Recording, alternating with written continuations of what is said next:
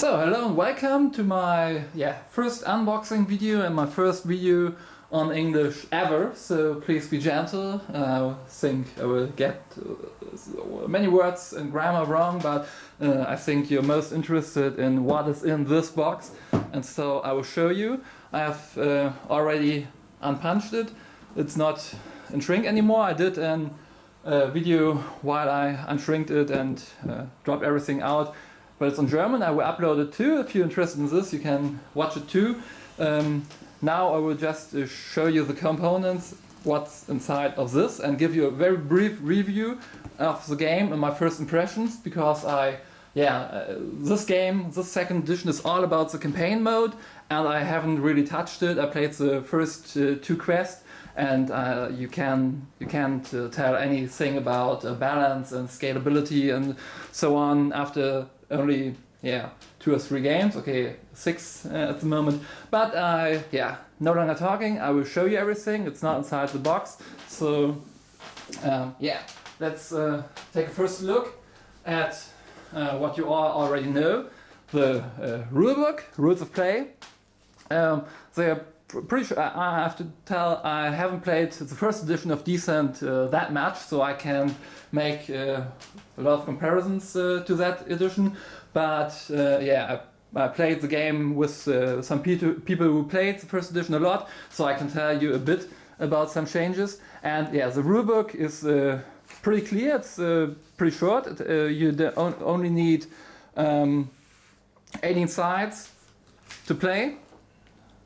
Then comes the advanced rules with epic play and campaign mode and campaign rules and so on. So you just need the first 15 pages to play the game. And so there on page 7 the rules itself are starting. So you only have 12 pages of rules. So you can start very quickly. The rules are pretty clear. You don't have to look up something in the rulebook very often. If you, the first time, if you make a skill check or if you stand up again, you have to look how it exactly works, what dice are you taking.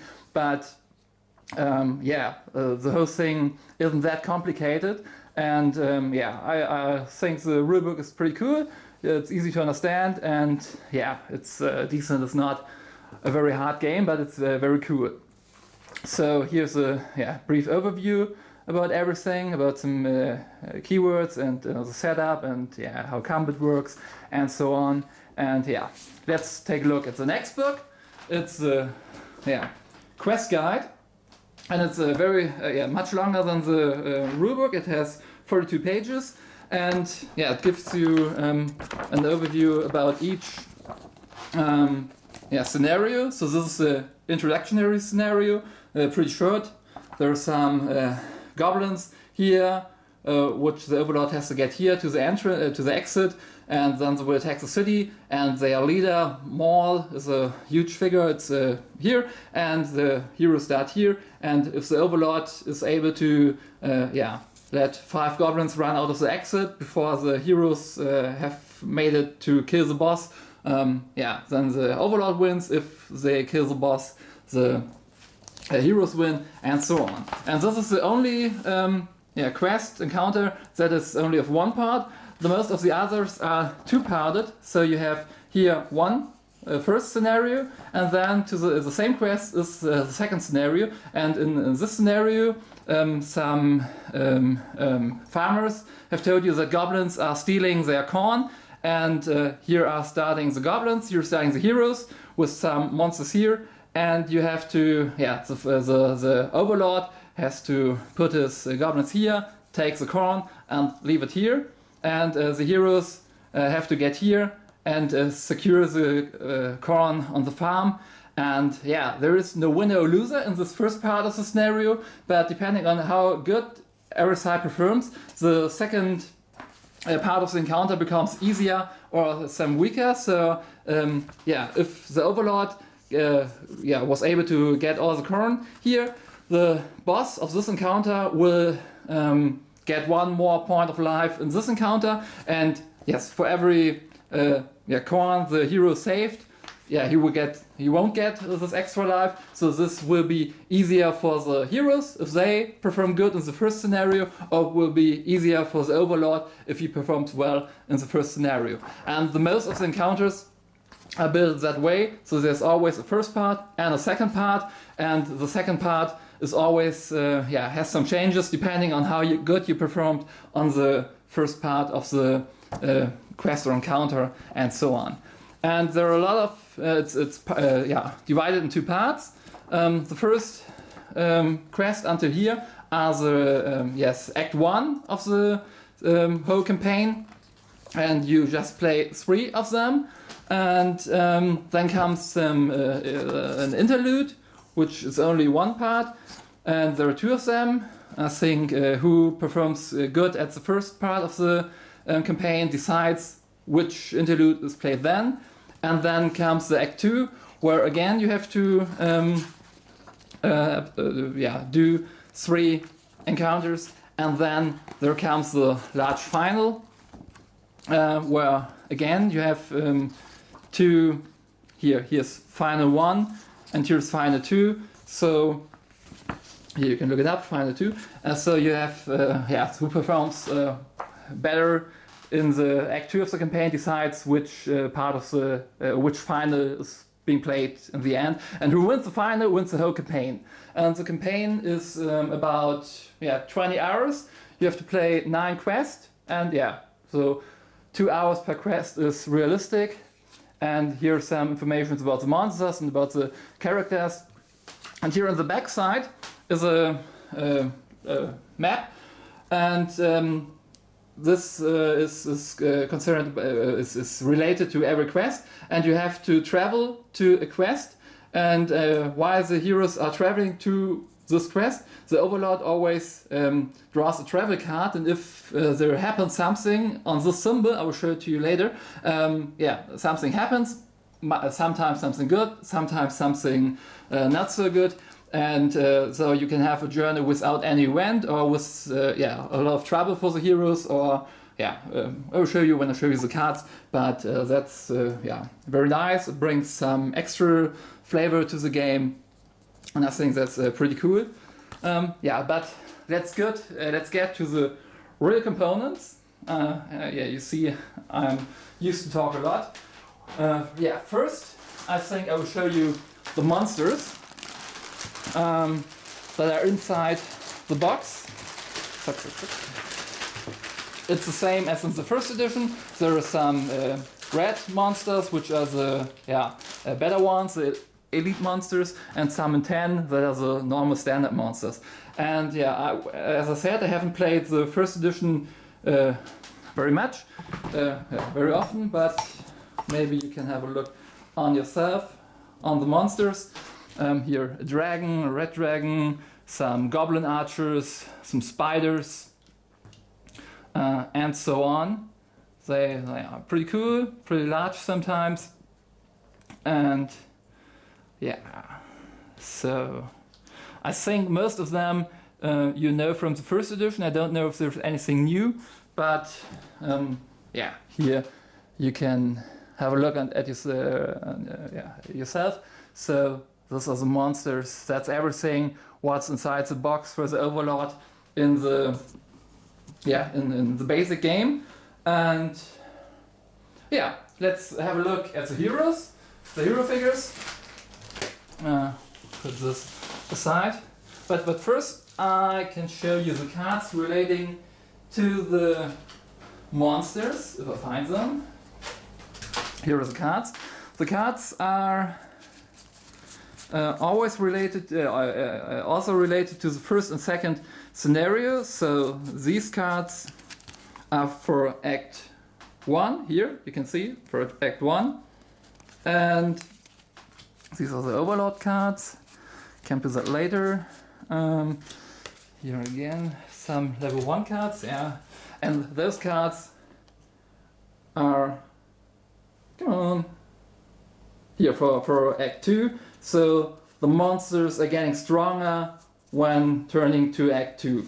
So here's those are the minions of the Overlord. So these are the characters, and these are the normal standard monsters.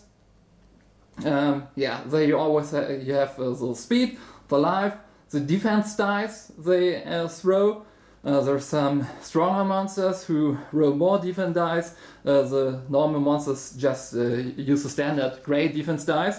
Here's some keywords, some search effects, the dice they roll for attacking, and on the lower side there's always the red version, the elite monster, which has yeah, in most cases more life and yeah, better search effects or some other keywords it can use. And I looked up the keywords in the rulebook. I didn't find them until I turned over the card and see, here are the keyword explained. And here is the setup depending on how many heroes are playing. So if you're just playing with 2 heroes, you just get 1 of this add-on. If you play 1 white, 10 of these add-ons. If you play with 3 heroes, you just get the red one, the elite version. And if you have encountered 3 heroes, you can use both of them. And that's the same with all cards. Here are always yeah, the scales towards the player account. The keywords are explained here. And these symbols are important since in the quest guide there are some standard monsters which you have to use. So like in this monster it says Lady Elisa Pharaohs, Flash Motors and 2 open groups. Here are symbols in the here at the top, and the Overlord can choose 2 open groups among those symbols. So you have the symbols here, and as you see there are always more from the same group, and I think with the expansions there will be a lot of more yeah, monsters from one group, so you can choose from more monsters. And so yes, I have 2 open groups. I can choose among these symbols, so I can choose about what monster I think fits best to the encounter, and then I can choose for example this one, and now I can play with 2 groups of what are those? Zombies and cave spiders. And yeah, that's the cards yeah, for the Overlord, and that's how it's decided how many yeah, monsters you can use in the game. And again, they're divided in Act 2 and Act 1. We can maybe have a look at what do we here have? The Shadow Dragon and the Shadow Dragon. So yeah, this is Act 1 Shadow Dragon. Here, the normal version, 3 movement, 6 life, and here 2 great defense dice, and search effect plus 1 damage. And here's Act 2 edition, has the same speed, but more life, better defense, and makes more damage, and uses more attack dice. So this is definitely harder to beat, but the heroes are becoming stronger during the campaign, so this is a good way to adapt to the growing strengths of the heroes. And yeah, here we have the hero figures. There are they. I don't know if they are the same heroes as in the standard edition or if they have new one. I hope these are new. And yeah, I hope that's all of them. And yeah, let's have a closer look. Here you can see them. Here, very detailed, very good. The dwarf, maybe he's throwing his axe and his beer on his bed. So that's very good. I really like those miniatures. And yeah, the heroes have new hero cards. Here you all know these cards. These are the old cards. I have them from some promo figures. But the new hero cards look like this. Maybe you recognize this from Dungeon Quest. I think there is the same cards in it. And yeah, well, let's have a look at them. This is Widow Terra. This symbol is a class. There are several, 4 classes. And yeah, when you play, you should yeah, not have the same heroes of the same class, but different. So they are healers and yeah, some kind of tanks and damage dealers and so don't take two of these in the 2-player game or 3-player game, then you will have a hard time. And yeah, that's as usual. Here at the speed, you have 4 movement points, you have 10 life, you have yeah, your stamina of 4, so you can gain 4 fatigue to get more movement points. And I think this is new. These are the dice you can use for defense. But in this version, all heroes just use a standard gray dice to defend. Maybe with some expansions or new promo heroes, we will get more of them. Here's an ability the hero has.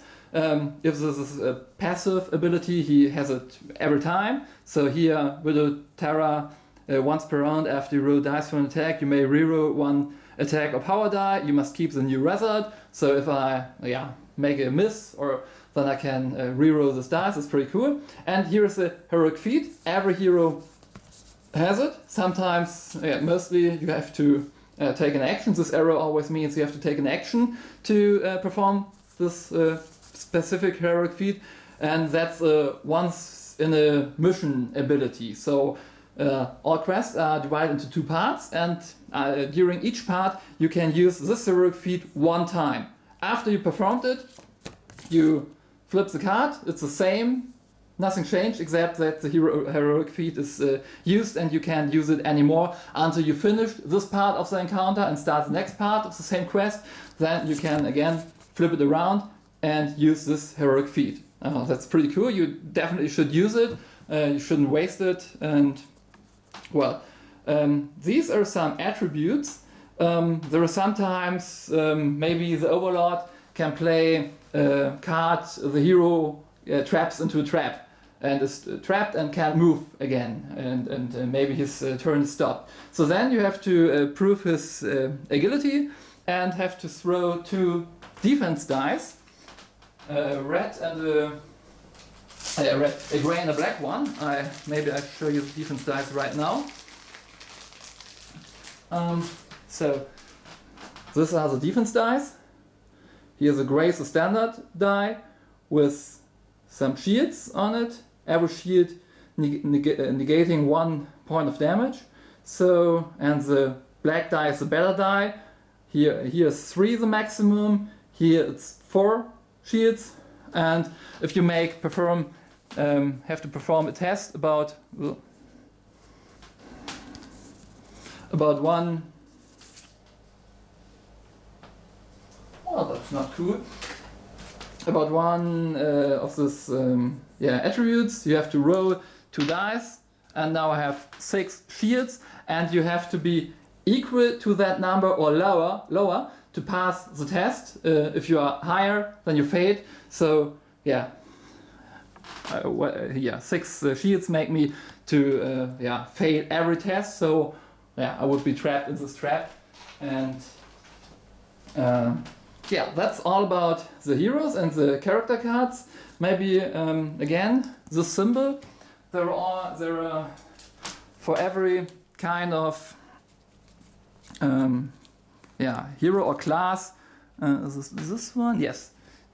There are 2 possible ways to play them. So here you have the Rune Master version or the Necromancer version, and yeah, in both cases you get different weapons, different abilities that you can use, and if you play the campaign mode, you have to decide for one side you want to play, and you have to play this one the whole campaign. So that's a very important decision you make then. But if you play the campaign again, you can choose the same hero with another thing here, and the replay way you get up with that, and you have more choices, and it's pretty cool. So next thing I can show you are the Overlord cards. These are the basic cards you get in the standard game, and yeah, the Overlord draws as much as players are there. So if you're playing a 3-player game, you have 2 heroes you're fighting with, so you draw at the beginning 2 cards, and every round you draw a new card. And yeah, the things are here.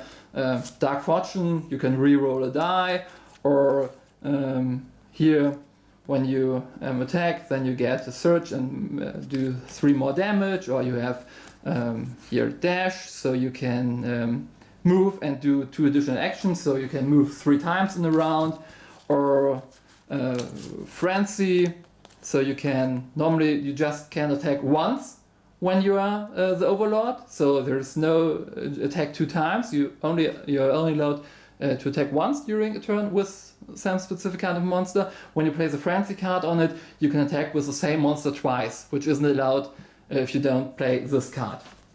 And here are numbers. The numbers are for the experience points. When you play in campaign mode, you get every quest you make. You get 1 experience point, and you, as Overlord, can buy better cards for his experience points, and so you can save them to buy good cards. There are level 1 cards, level 2 cards, level 3 cards, and yes, you can buy a level 1 card as long as you can afford it.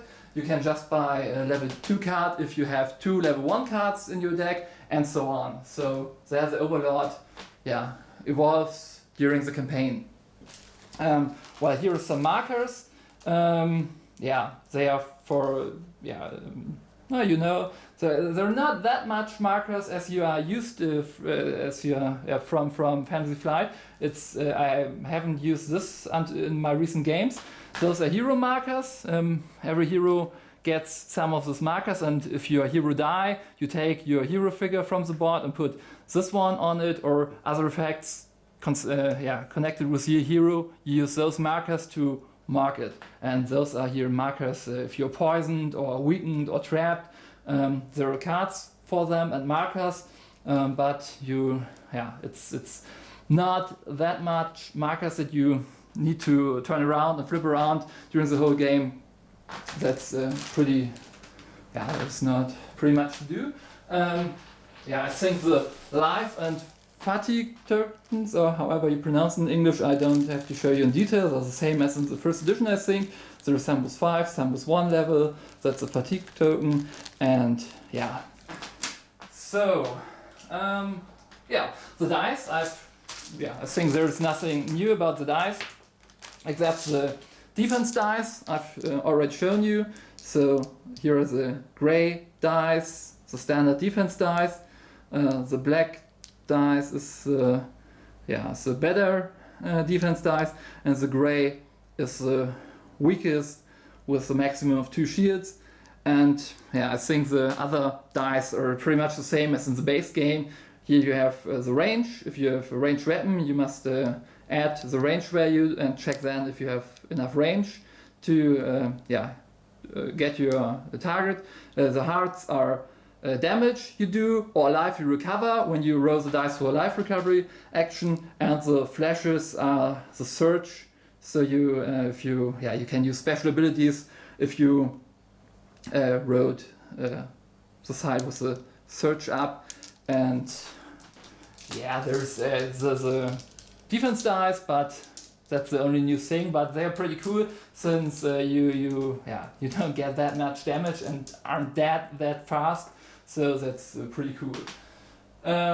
So I think there are some other cards I can show you, but I think the most interesting thing are the card tiles with which you build the maps that you've shown as I've shown you in the campaign book. And there's a lot of them. If you have ever played Earth Reborn, it reminds you somewhat on Earth Rebound, but it's the same thing as in Earth Reborn.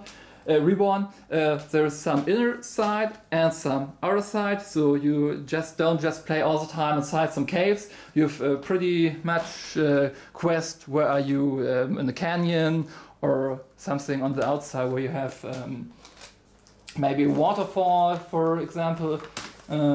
Here, this is a waterfall, and you can swim to it and fall down. There's a quest where you can do that. You can just puzzle these together as announced in the quest book and build your map for the quest with this. Those are the entrance piles, and so you can have encounters with rather small maps or with pretty huge maps. You can make your own encounters if you want to. If you played the campaign, they're very good ideas. It's not just about run through the dungeon and kill the final boss, as I've shown you with the Koron, or this scenario with the Masquerade, where some tokens are on the map, and they have a question mark on the one side and are colored and have a symbol on the other side. And in this Masquerade encounter, you have to those are guests from the ball, and you have to go to them, check if they are friendly, then you have to escort them through the exit, or if they are enemies, then they just then they attack you. And both the Overlord and the heroes can save those persons, and in the end you roll a die, so you save every one of this, and you roll a die, a defense die, and if the number is equal or higher as the equal or low, I don't know, but if it's you can have luck and have the person you're looking for is among the people you rescued, or you don't have luck and the person isn't among the persons you have to rescue, so the Overlord wins. And there are pretty much cool ideas in the campaign book, and the scenarios play very differently, and it's not all the same. You have always to adapt your strategy, your tactics, and that's I definitely like it, but I will have to play more and have to play the whole campaign. And maybe I can show you more in detail here. So they are very much detailed, and they have terrain on them. So if you will if you want to walk through a river, you have to spend more movement points, and sometimes there's some obstacles where you can't move along. I don't find some of them, but that's pretty cool. You can play short scenarios with small maps, large scenarios with huge maps, and here with the monsters on them, the heroes fighting them. You have again search tokens here. They are placed on the board depending on how many players you're playing. It's given in the quest book, and if the heroes are standing beside such a token, you have to they can search for some treasures, or cards for here are cards, and then you find some potions or talismans, and you can use them in the game. And if you're playing the campaign mode, you get the amount of gold in the end, and then you can buy things on the market for the gold. And yes, everything you do during a campaign is recorded on this block, where you note your hero here. For each hero, here are the symbols. You note the experience points, the gold. The gold is for all heroes. All heroes can spend it together. The experience points are just for one hero, and even the Overlord can record his experience points. And I think you have to, here on the other side, that's the campaign mode. So you always start with the intro, the first blood, then you play the fat goblin, and depending on who wins, you can mark on every side, and the winner always chooses the next scenario. And so you have you don't play every quest in the whole campaign, so you can play the campaign again and again. I've told you that.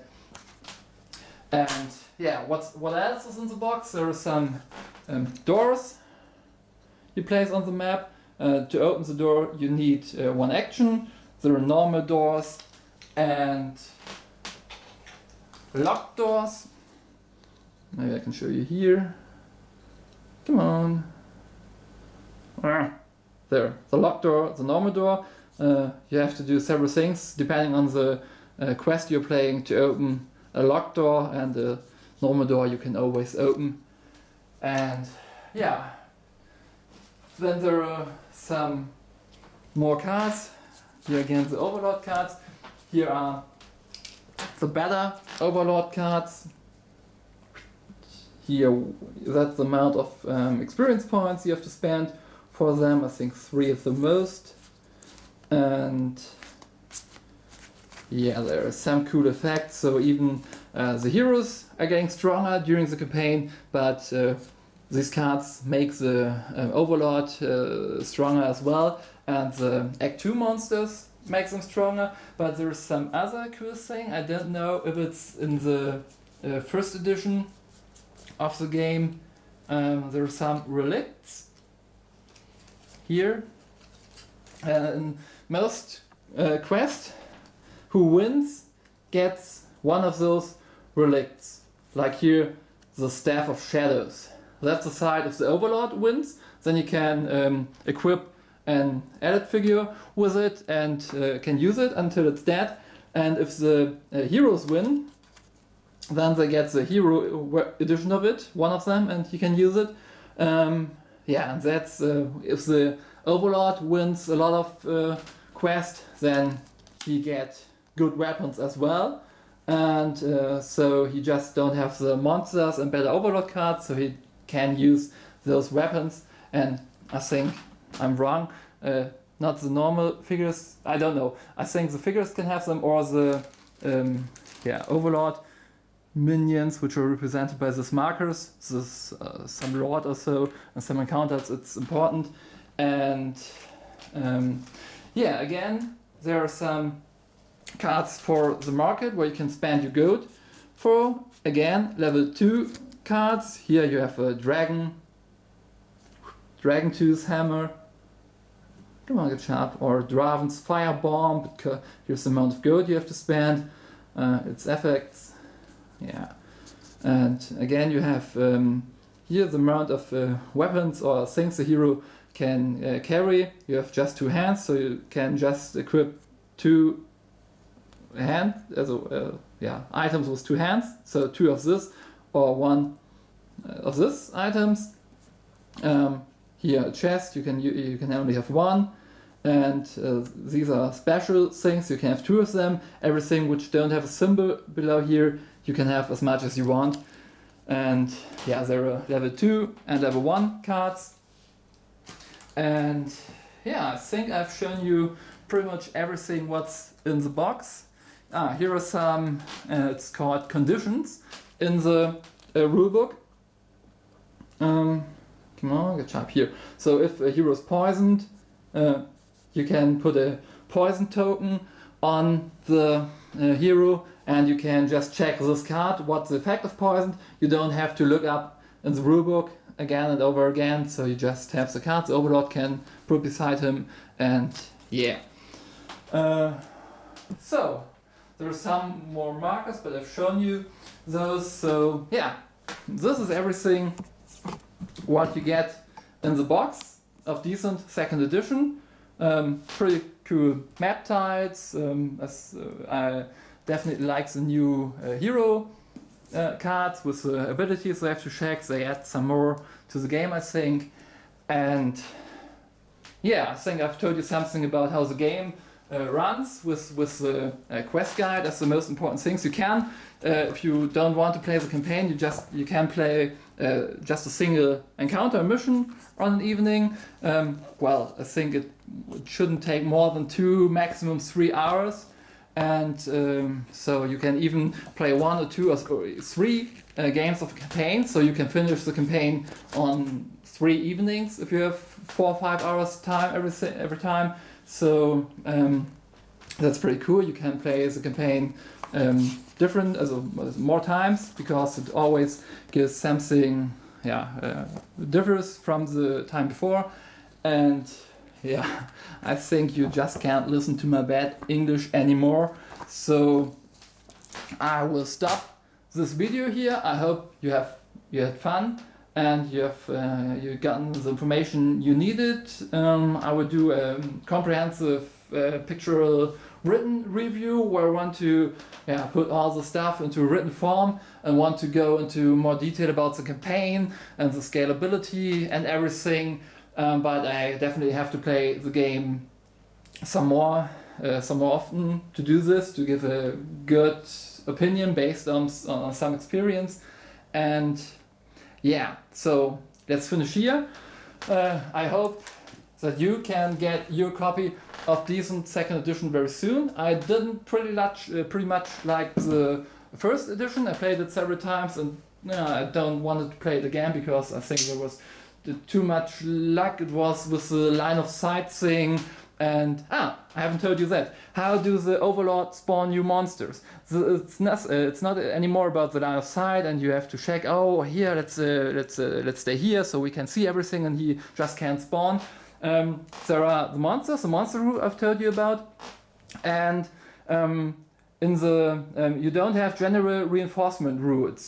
So every campaign, every quest gives you a specific rule how to reinforce. So here, as you maybe can see, it says reinforcement at the end of each Overlord turn. He may discard one Overlord card to place one Shadow Dragon on the Dragon's Lair, respecting group limits. So this is the only way he can get new monsters on the map. He just can't spawn again monsters. He just can spend one Overlord card to get one new dragon. All the other monsters you're starting with. So here the Sir Auric Pharaoh, Shadow Dragons, 2 open groups. If the monsters of the open groups are dead, they are dead until the end. So you just have Sir Auric Pharaoh, and the dragon. In most quests, the thing is that you have a group of monsters. Maybe you have here some spiders, 2 spiders, and if the heroes killed one or both of them, you're allowed to spawn one new spider at a specific point, mostly at the entrance or at the exit, or if there's a spider hall, then you can respawn them in the spider hall. But if the hero doesn't kill, if the heroes didn't kill any monster, the Overlord can't spawn a new monster because the group limits on the back of the cards have to be respected. And if the heroes were able to kill both of them, the Overlord is still allowed just to spawn one new monster. And I think the quest have routes and goals for the heroes and for the Overlord. So the Overlord just don't have the mission to kill the heroes and win. He has his own goal, and he's going after the goal. And if he was able to do this, then he won this part of mission or even the whole encounter. And that's in most times it's not just kill. You have to do something. So the Overlord, I think, he plays much more interesting than in the first edition of Descent, and he plays much very much easier because you just spawn your monsters depending on what is allowed to you to the quest or the reinforcement routes. You draw one Overlord card, and then you have some Overlord cards you can play. You activate your group of monsters, move them, attack them, try to kill some heroes or try to achieve your goals you have in the campaign. And then it's the hero's turn. So you don't have to play 15 games of Descent to know how you can play the Overlord and make things good and know, oh, what should I do? Even if it's your first or your second game of Descent, if you know how the game runs, how the gameplay is, you just look in the rulebook, in the quest book, and see, okay, I have to do this and this, I have to get the corn from the map, and then you do it, try to do it. And if you failed, you can say, okay, maybe next time I try it this way. And I don't know exactly how it has run in the first edition of Descent, but this aspect of the second edition I like pretty much. So, and now I finish. Thanks for looking. I hope I have your attention for 14 minutes right now. Oh my god. If you have looked the whole video, please leave me a comment so I know how many people made it to the end. And well, goodbye.